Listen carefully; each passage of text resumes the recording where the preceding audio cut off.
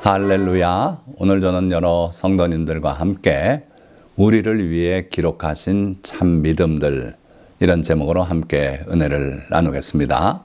오늘 말씀도 세 단락으로 나눠 증거할 텐데, 첫 단락, 셋째 단락은 짧게 진행이 되고 두 번째 단락이 오늘 중심이 되겠습니다. 자, 첫째 단락은 믿음은 무엇인가? 믿음은 바라는 것들의 실상이요, 보이지 않는 것들의 증거니 선진들이 이로써 증거를 얻었느니라. 자, 믿음은 결국은 무엇을 영역으로 하는 것인가? 보이지 않는 것들을 영역으로 하고 있는 거죠. 그리고 그 보이지 않는 것들의 실상, 그것이 확실하게 우리 마음에 맺혀지고 현실처럼 기대가 되고 이런 상태라면 그게 바로 믿음이 있는 사람이다 하는 거죠. 그래서 믿음은 바라는 것들의 실상이고, 보이지 않는 것들, 하나님이 보이십니까? 보이지 않잖아요. 성령님, 천사 또는 천국, 이게 우리 눈엔 지금 보이지 않아요. 그러나 믿음이 있을 때는 이 보이지 않는 것들에 대해서 마음에 확실한 증거가 생긴다 하는 거죠. 그래서 마치 천국을 가보기나 한 것처럼 천국에 대한 확실한 꿈을 품고 사는 사람이 있다면 그 사람은 다름 아닌 믿음의 사람이고요.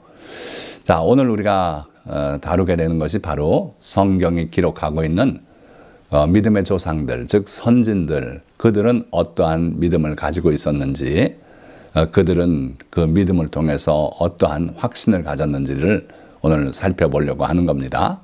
자, 6절을 보니까 믿음이 없이는 하나님을 기쁘시게 하지 못하나니 하나님께 나아가는 자는 반드시 그가 계신 것과 또한 그가 자기를 찾는 자들에게 상 주시는 이심을 믿어야 할지니라. 자, 문제는 우리가 신앙생활을 할 때 믿음, 소망, 사랑 또는 하나님의 말씀을 청종하는 것들, 뭐 여러 가지 요소들이 있는데 결국은 믿음이 없으면 하나님을 기쁘시게 못한다 그랬어요. 왜? 하나님이 보이지 않는 분인데 그 보이지 않는 분을 보이는 분처럼 확실하게 마음에 품고 그분의 말씀 따라 살아가고, 이게 신앙생활인데 그게 상이 안 잡히니 그 사람은 하나님을 사랑할 수도 없고 이렇게 되는 거 아닙니까? 그래서 믿음이 없이는 그 사람은 하나님을 기쁘시게 못한다. 그러니까 우리가 하나님을 기쁘시게 하고 하나님의 은혜 안에 살려면은 반드시 믿음을 가지고 살아야 된다. 근데 그 믿는 내용은 그가 계신 것을 믿어야 된다. 하나님께서 살아계시고 우리를 살펴보시고 우리와 동행하고 계시고 이걸 믿어야 된다 하는 거예요. 뿐만 아니라 그가 자기를 찾는 자들에게 상 주시는 이심을 믿어야 할지니라. 하나님은 자기를 사랑하고 따르고 하는 그 백성을 결코 몰라라 안 하시는 분이에요. 하나님은 더 깊이 사랑하시고 우리를 위해서 필요한 모든 것들을 예비하시고 우리가 간구하는 기도를 들어 응답하시는 그런 하나님이시다. 그래서 자기를 찾는 자들에게 상 주시는 이심을 믿어야 한다. 뭘 믿으라고요? 첫째는 하나님이 계시다는 것. 둘째는 그가 자기를 찾는 자에게 반드시 상 주시는 이시라는 것을 믿어야 할지니라. 자, 이게 이제 믿음에 관한 기초적인 이야기죠. 그래서 우리 여러 성도님들은 이런 정도 다 하실 줄 믿고 또 그러한 믿음을 소유하고 계신 줄 믿습니다. 그러나 우리가 오늘 우리 선조의 믿음을 한번 쭉 살펴봄으로써 아하, 나는 이런 점이 좀 부족했구나, 내가 이런 걸 보충해야 되겠다 하는 그러한 자기 자신을 살피고 다짐하는 그런 시간으로 삼으면 좋겠습니다. 자, 그러면 두 번째 본 단락이에요. 선진들이 보여준 참 믿음들. 첫 번째, 고향과 친척과 아버지의 집을 떠나 말씀을 따라간 아브라함의 믿음이에요.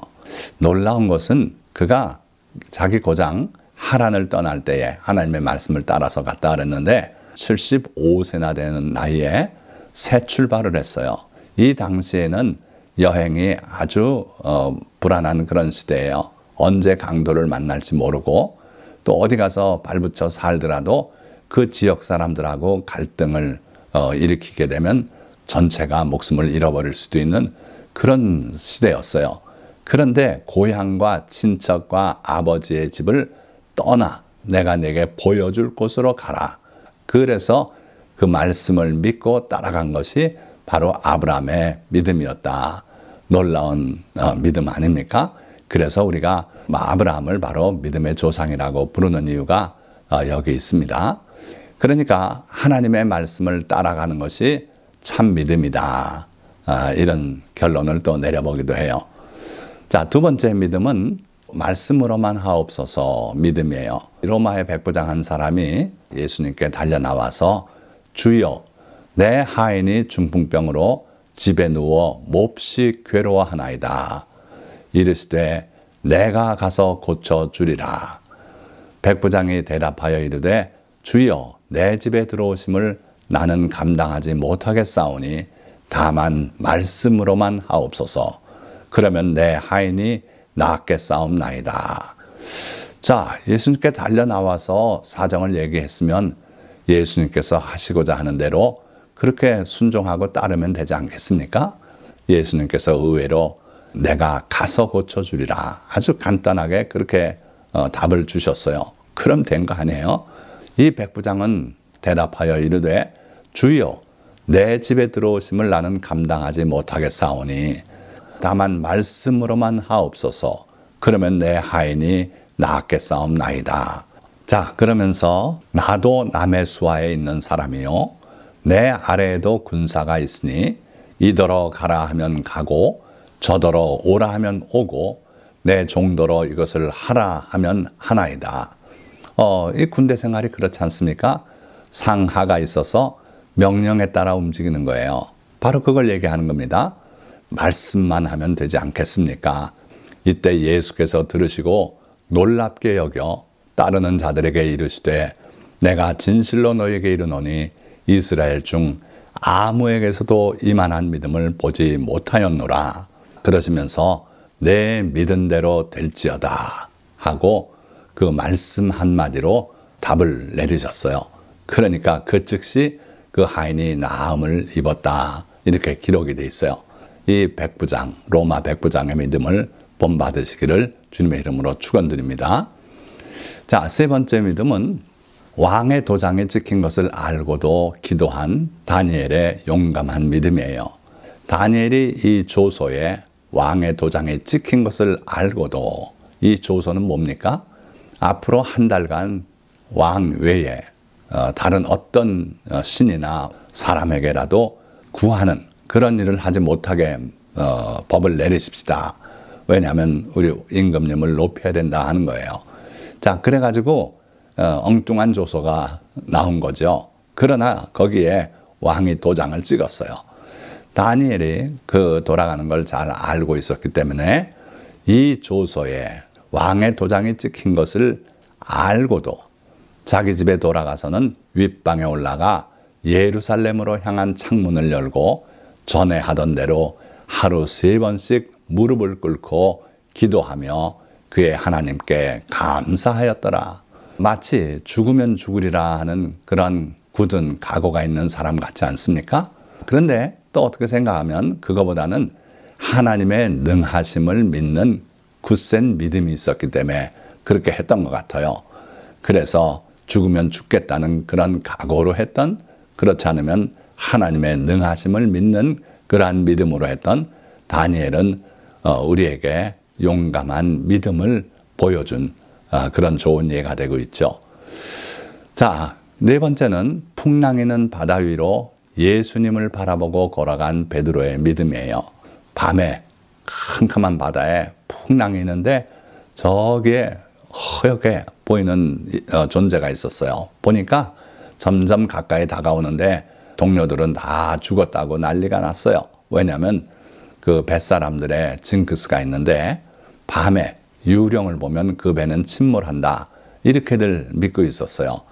그렇게 해서 우리가 유령을 봤으니 배가 침몰한다고 난리가 났는데 베드로는 다른 생각을 했어요. 주여, 만일 주님이시거든 나를 명하사 물 위로 오라 하소서 하니 오라 하시니 베드로가 배에서 내려 물 위로 걸어서 예수께로 가되 바람을 보고 무서워 빠져가는지라.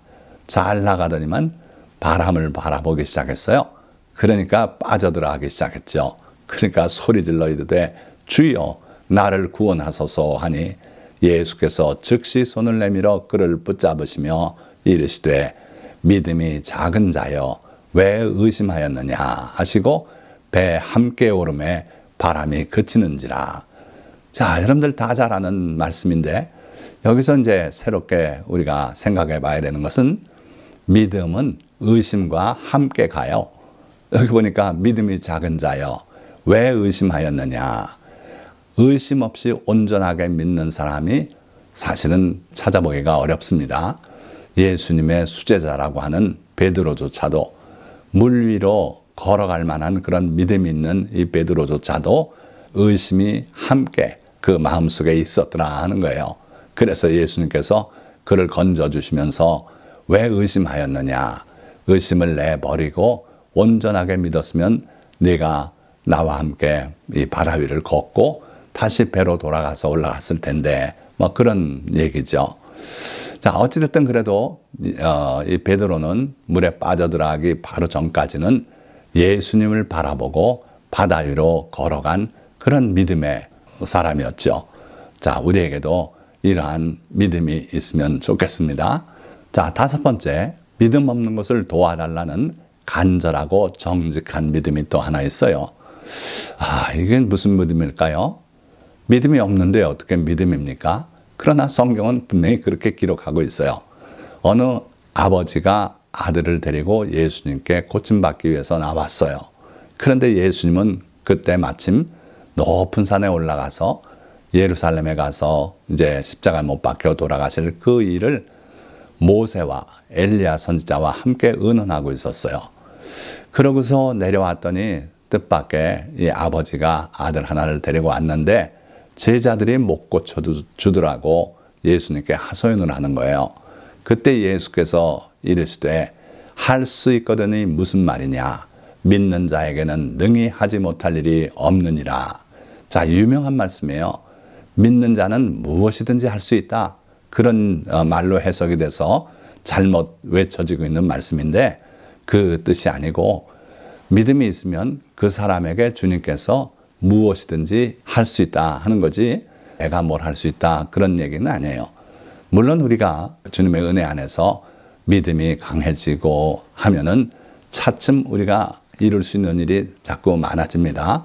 그래서 믿음의 사람은 큰 일들을 감당해내고 하는 거죠. 그러나 본뜻은 할 수 있거든이 무슨 말이냐. 믿는 자에게는 내가 능히 하지 못할 일이 없다. 네 아들 문제가 있냐? 내가 그거 해주마. 이런 얘기예요. 자, 그러니까 그 아이의 아버지가 소리질러 이르되 내가 믿나이다. 나의 믿음 없는 것을 도와주소서. 자, 믿음이 있으면 예수님이 뭐든지 해주실 수 있다는데 들여다보니까 자기에게 믿음이 없는 걸 발견했어요. 일단 한번 해보자는 마음으로 나왔지 확실하게 고쳐주실 거라고 믿고 나오지 못한 걸 본인이 깨달은 거예요. 그래서 소리를 지르면서 내가 믿나이다. 믿는다 그랬어요. 그런데 나의 믿음 없는 것을 도와주소서. 이런 이중적인 상태 아닙니까?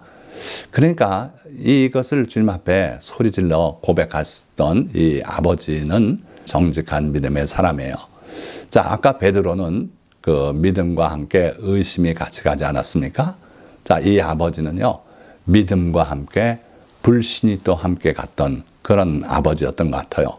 그러니까 우리 믿음은 온전하게 주님을 기쁘시게 하는 100% 순수한 그러한 아름다운 믿음만 있는 것이 아니고 믿노라 하면서도 거기에 의심도 같이 가고요.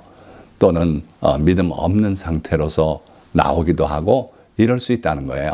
그러나 주님은 그 아버지를 놓고 믿음 없는 걸 도와줘? 그게 무슨 말이냐 하고 나무라질 않으셨어요. 그대로 받아주시고 그 아들을 고쳐주셨습니다. 그러니까 주님께 담대히 나가서 솔직하고 정직하게 나의 상태를 고백하는 것이 은혜를 받는 바로 지름길이 되지 않겠나 하는 거죠. 자, 여섯 번째로 그의 옷에만 손을 대어도 구원을 받으리라는 놀라운 믿음이 있었어요. 잘 아시죠? 12해를 혈루증으로 알아온 한 여자가 있어 12년을 혈루증으로 알았대요. 많은 의사에게 많은 괴로움을 받았고 가진 것도 다 허비하였을 때 아무 효험이 없고 도리어 더 중해졌던 차에 예수의 소문을 듣고 무리 가운데 끼어 뒤로 와서 그의 옷에 손을 대니. 자, 여기 그림 보세요. 한 여인인데 12해를 혈루증으로 알아오면서 의원들에게, 의사들에게 많은 괴로움을 받았다 그랬어요. 병을 나아보려고 별일을 다 하지 않았겠습니까? 그런데 유감스럽게도 아무 효험이 없었대요. 그리고 도리어 더 중해졌던 차에 병은 자꾸 더 심해져 가고 있어요. 다행히 그에게 복된 소식이 전해져 왔습니다. 예수님이 병자를 고쳐주시는데 못 고치는 병이 없더라. 그런 소문을 듣게 됐어요. 자, 바로 복음이라는 건 딴 거 아닙니다. 예수님에 관한 소식을 접할 때 그게 우리에게 복음이에요. 그래서 우리는 어찌됐든 예수님의 능력을 전하고 사랑을 전하고 예수님의 놀라운 그 표적을 전해야 돼요. 그러면 그 소문을 듣고 주님께 나와서 은혜 받는 사람들이 생기는 거예요. 자, 그래서 이 여인도 예수의 소문을 듣고 무리 가운데 끼어 뒤로 와서 그의 옷에 손을 대니 이제는 가진 것도 없어요. 병이 나아도 예수님께 예물 드릴 만한 것도 없고 그러니까 병은 나야겠고 접근하는 방식이 뒤로 끼어 들어왔다 그랬어요. 그러고 그의 옷에 손을 대니 예수님께 뭐라고 말 걸고 그럴 처지도 아닌 걸 알고 예수님의 그 옷가에 달린 술, 이건 민수기에 기록되어 있는 내용이죠. 하나님의 율법을 상징하는 바로 그 옷술을 만들어서 그걸 보고 음행한 마음을 버리고 살라고 그렇게 하나님은 말씀하셨어요. 자, 바로 그 옷술, 거기에다 손을 댔다는 거예요. 그 결과 어떻게 됐습니까? 이는 내가 그의 옷에만 손을 대어도 구원을 받으리라 생각함일러라. 자, 이 여인의 믿음은 주님의 걸음을 멈추시게 한 그런 믿음이었어요. 가던 길을 멈추셨어요. 자, 이 길이 어떤 길입니까? 바로 회당장 야이로가 자기 딸이 죽어가고 있다고 급히 좀 오셔서 고쳐달라고 그래서 급히 가던 길이에요.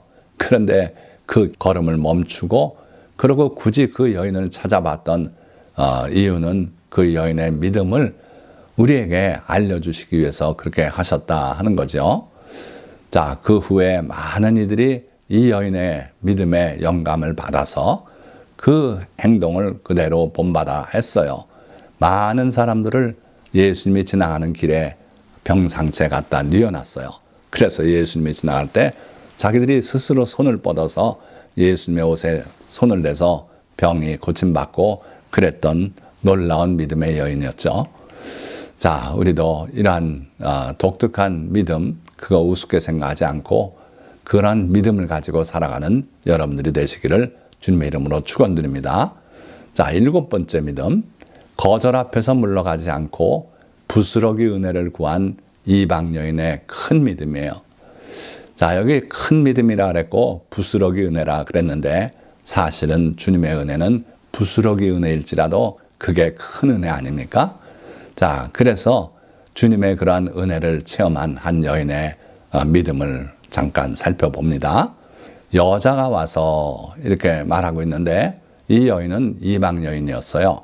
수로보니게 여인이라 이렇게 표현되어 있는데 그 시리아 계통 또 페니시아 계통 이렇게 혼혈 여성이라 그래서 그걸 수로보니게 여인이다 이렇게 표현했는데 또는 가나안 여인이라고도 이렇게 표현되어 있어요. 어쨌든 이 여인이 혈통이 어떻게 되었던 이방 여인인 건 틀림없어요.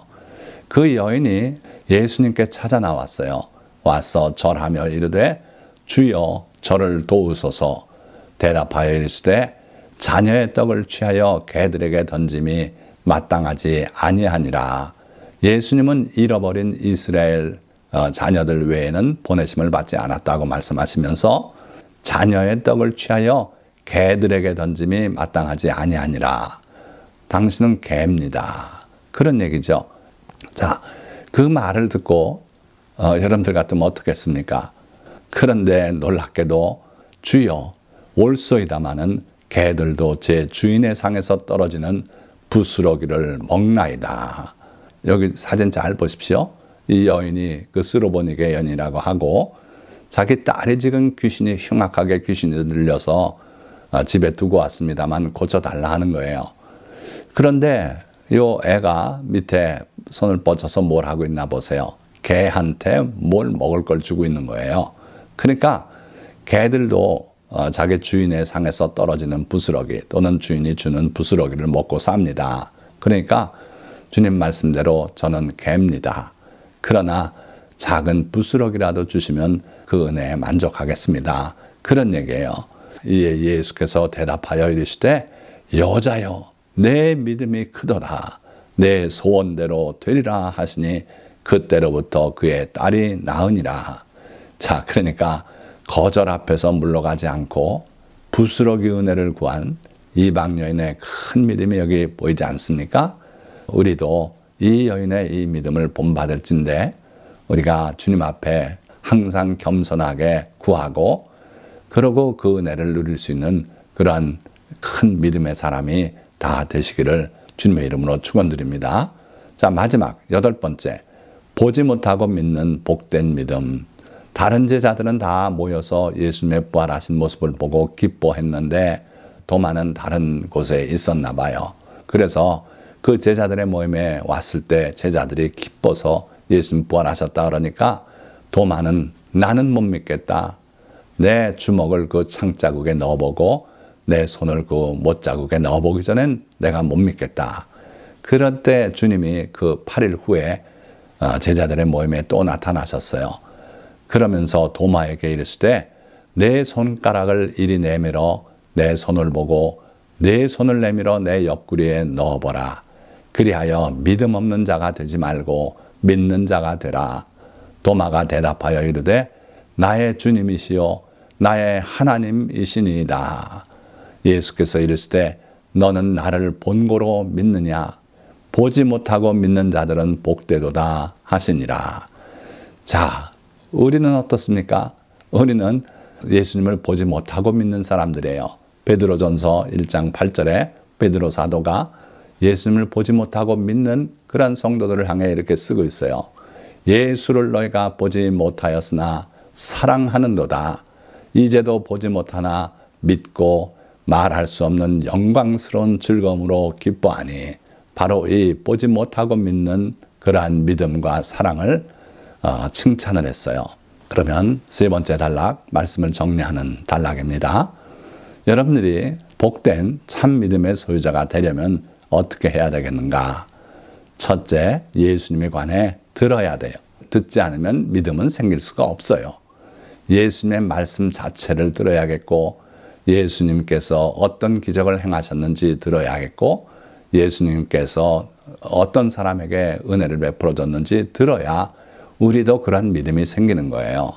자, 그런데 전해주지 않으면 어떻게 듣겠습니까? 누군가가 체험을 하고 체험을 전해주든지 또 성경 말씀을 가지고 우리에게 권하든지 그래야 우리가 믿음이 생길 수 있다 이거예요. 믿음은 들어야 돼요. 그리고 그 믿음에 따라 나아가야 돼요. 아브라함이 하나님의 말씀에 의지해서 말씀을 따라갔던 것처럼 우리도 하나님의 말씀이라면 따라 나가야 된다 이거예요. 또 다니엘이 왕의 도장에 찍힌 것을 알고도 기도하고 감사했던 것처럼 우리도 그런 믿음이 있어야겠어요. 그리고 바람을 보지 말고 주님만 바라보며 나가는 그런 믿음을 가져야겠어요.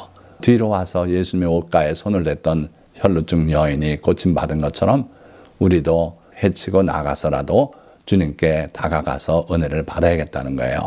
그리고 거절 앞에 자존심을 내려놓고 큰 믿음을 보였던 스로보니게 여인과 같은 그런 믿음을 가져야겠고 주님을 보지 못했어도 기록된 말씀만 보고도 믿는 그러한 믿음을 가져야겠다. 자, 말씀을 맺겠습니다.